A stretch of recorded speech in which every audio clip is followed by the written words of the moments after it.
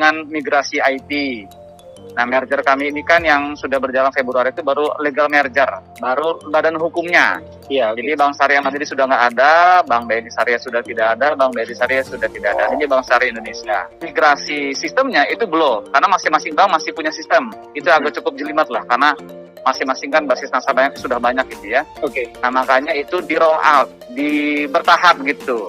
Bulan April kemarin sudah berjalan di Makassar, alhamdulillah sekarang sudah selesai, sudah 100% sekarang ya. Dan tanggal 21 Juni itu berjalan di Palembang dan sekitarnya. Itu pada tanggal itu, apa yang terjadi? Yang terjadi adalah nasabah-nasabah yang BNI Syariah sama BRI Syariah, sistemnya jadi di-freeze gitu, tidak bisa dipergunakan oleh nasabah. Oke. Kenapa? Karena akan dimigrasikan kepada sistem BSI. Kenapa BSM tidak? Karena sistemnya menggunakan sistem BSM. Nah, untuk yang nasabah-nasabah BNI Syariah sama nasabah BRI Syariah itu akan mulai dimigrasikan per tanggal 21 Juni sehingga mereka tidak bisa mengakses, tidak bisa pakai kartu ATM, tidak bisa pakai BSI Mobile dan sebagainya. Makanya mereka perlu datang ke cabang untuk mengaktifkan rekening BSI-nya. Benar gitu ya, makanya perlu datang, diverifikasi oleh CS kami, diklik aktivasi udah langsung aktif itu rekeningnya.